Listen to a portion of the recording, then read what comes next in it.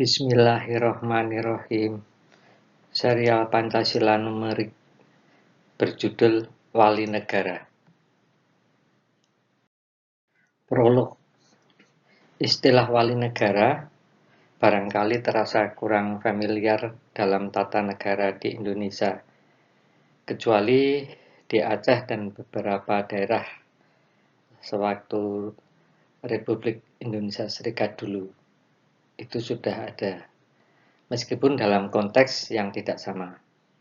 Wali negara adalah perangkat yang sifatnya paripurna atau established dalam wadah NKRI sebagai komplementer pemerintah. Wali negara menjalankan fungsi welfare state commissioner, yakni penopang stabilitas negara dalam rangka penguatan kedaulatan dan kesejahteraan bagi Negara Kesatuan Republik Indonesia NKRI. Landasan pemikiran. Keberadaan wali negara dalam sistem ketatanegaraan di Indonesia merupakan refleksi atas kebutuhan untuk menghadirkan adanya lembaga pengayoman nasional atau welfare state yang mengawal keutuhan, keberlanjutan, dan kesejahteraan bangsa di luar struktur pemerintahan. Dalam tradisi politik Nusantara, sebelum adanya NKRI, fungsi pengayoman tersebut telah berlangsung selama berabad-abad yang dijalankan oleh institusi kerajaan melalui mekanisme pewarisan sosial, kekayaan budaya, nilai kepemimpinan, serta modal ekonomi keluarga bangsawan. Ketika NKRI berdiri, sebagian fungsi pengayoman tersebut tidak lagi memiliki wadah struktural. Pemerintah Indonesia memusatkan fungsi negara pada eksekutif, legislatif, yudikatif. Sedangkan fungsi welfare sovereignty, yakni kedaulatan untuk menjamin kesejahteraan, stabilitas, dan kesinambungan bangsa, tidak ditempatkan secara eksplisit dalam struktur konstitusi. Konsep wali negara hadir untuk mengisi ruang tersebut, yakni sebagai unsur pengayom negara yang menjaga stabilitas dan membangun segenap aspek bagi kejayaan NKRI. Basis pembentukan wali negara. Basis historis.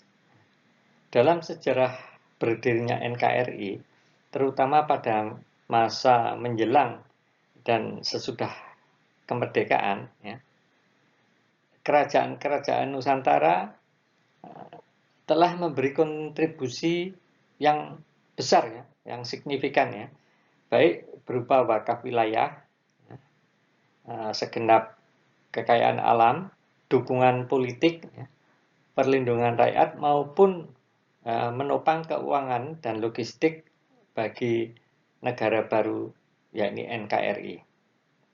Unsur historis ini melahirkan gagasan bahwa peran pengayoman tersebut sesungguhnya dapat dilanjutkan dalam bentuk lembaga modern yang bukan berbentuk kerajaan lagi, namun tetap mengemban fungsi keadaban atau civilizational guardianship.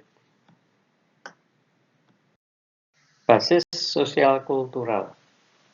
Masyarakat Indonesia memiliki struktur budaya atau kulturan yang kaya.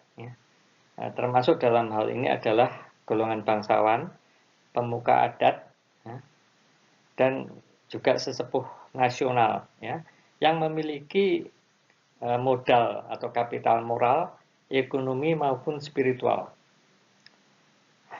Dengan latar belakang seperti disebutkan, ini memungkinkan terbentuknya wali negara yang terdiri atas para penjaga nilai kebangsaan, kehormatan negara, dan upaya untuk memakmurkan kesejahteraan rakyat secara paripurna. Basis fungsional. Kerajaan memiliki sistem pewarisan kekayaan untuk kesejahteraan rakyat. Biasa disebut dengan family inheritance. Nah, warisan ini bukan hanya berupa dana, melainkan juga sistem sosial yang sifatnya melindungi rakyat dan menjaga keberlangsungan NKRI. Tidak sedikit keturunan bangsawan atau ningrat ya, di berbagai kerajaan Nusantara ya, dipersiapkan ya, dengan kemampuan manajemen, keuangan, serta penguasaan ilmu pengetahuan dan teknologi. Ya. Namun peran dan eksistensi mereka ya, sejauh ini ya, masih berlangsung secara tersembunyi dan cair. Wali negara dibentuk bukan sebagai sebuah entitas kekuasaan politik, ya, melainkan dibentuk sebagai kekuatan moral ya, dan sokongan welfare, kesejahteraan. Fungsi utamanya adalah menopang negara, ya, bukan menguasai negara. Nah, struktur ini menempatkan wali negara sebagai unsur yang sifatnya mandiri dari pemerintah. Ya. Tidak dibiayai, kegiatannya tidak dibiayai oleh APBN, ya, memiliki sumber daya internal, ya, serta dalam rangka mengemban tujuan jangka panjang, ya, lintas pemerintahan atau rezim, juga lintas kekuasaan berjangka gitu. Tugas pokok wali negara. Pertama, menjaga keutuhan NKRI. Wali negara bertugas memastikan bahwa negara senantiasa selalu utuh, gitu, ya, tidak terpecah, ya, tidak disintegrasi, dan siap menghadapi ancaman baik yang sifatnya atau yang datang eksternal dari eksternal, ya, berupa geopolitik, ya, ekonomi global maupun internal, gitu, berupa konflik sosial atau instabilitas politik. Kedua, meningkatkan kesejahteraan rakyat. Sebagai unsur pengayoman kesejahteraan atau welfare, ya, wali negara mengarahkan sumber daya sosial dan ekonomi untuk dikelola secara swasta, gitu, ya, maupun kultural dalam rangka menopang pembangunan nasional. Ya. Termasuk diantaranya adalah pendanaan infrastruktur strategis, pembukaan lapangan kerja, ya, permodalan rakyat, serta stabilitas sosial ekonomi. Pendekatan ini sifatnya komplementari, gitu, terhadap pemerintah. Ya. Ibaratnya dua rel, gitu, ya. Satu rel pemerintah, satu rel wali negara, gitu. Nah, diketahui bahwa selama ini pemerintah mengelola pemerintahan itu dengan APBN yang terbatas. Tugas ketiga dari wali negara adalah menjaga keberlangsungan peradaban bangsa dan negara. Wali negara senantiasa menjaga nilai dasar bangsa, keadaban politik, dan arah jangka panjang pembangunan nasional, ya, agar tidak terdegradasi oleh konflik politik sesaat atau jangka pendek. Fungsi wali negara. Pertama adalah fungsi welfare state complementary. Tadi sudah sedikit disinggung. Jadi wali negara menopang kebutuhan kesejahteraan nasional yang tidak dapat dipenuhi oleh pemerintah karena keterbatasan anggaran dan kewenangan. Kedua, fungsi stabilitas dan penjaga keberlanjutan. Wali negara menjaga kesinambungan kebijakan jangka panjang, terutama yang berkaitan dengan keamanan, kedaulatan ekonomi, dan infrastruktur strategis. Fungsi ketiga dari wali negara adalah penjaga krisis nasional. Dalam kondisi krisis atau darurat, wali negara dapat membantu melaksanakan stabilisasi di bidang ekonomi, menyediakan sumber daya cadangan, memperkuat fungsi pertahanan dan keamanan, menjadi mediator bagi elit nasional, dalam rangka mencegah perpecahan. Selanjutnya adalah fungsi moral normatif. Sebagai penjaga moral bangsa, wali negara memastikan bahwa praktek politik dan pemerintahan itu senantiasa selaras dengan nilai-nilai kebangsaan, kemanusiaan, keadilan, gotong royong, persatuan bangsa, dan menjunjung tinggi nilai-nilai Pancasila. Kedudukan wali negara dalam sistem kenegaraan. Posisi terhadap pemerintah atau eksekutif. Wali negara seperti disebutkan sebelumnya bersifat komplementer, bukan kompetitor. Pemerintah menjalankan roda pemerintahan formal, sedangkan wali negara menjalankan fungsi pengayoman, kesejahteraan, mandat historis, serta stabilitas jangka panjang. Namun dalam keadaan genting, presiden itu dapat meminta pertimbangan wali negara untuk membuat keputusan darurat nasional, atau menentukan kebijakan strategis jangka panjang, serta penguatan pertahanan negara. Terhadap legislatif, MPR DPR. Dalam model ideal, MPR itu terdiri atas satu anggota DPR sebagai wakil pemerintahan legislatif, dua perwakilan wali negara, ini wakil pengayoman negara, yang anggotanya dipilih melalui kriteria atau saringan yang sangat ketat, dengan seleksi Pancasila numerik.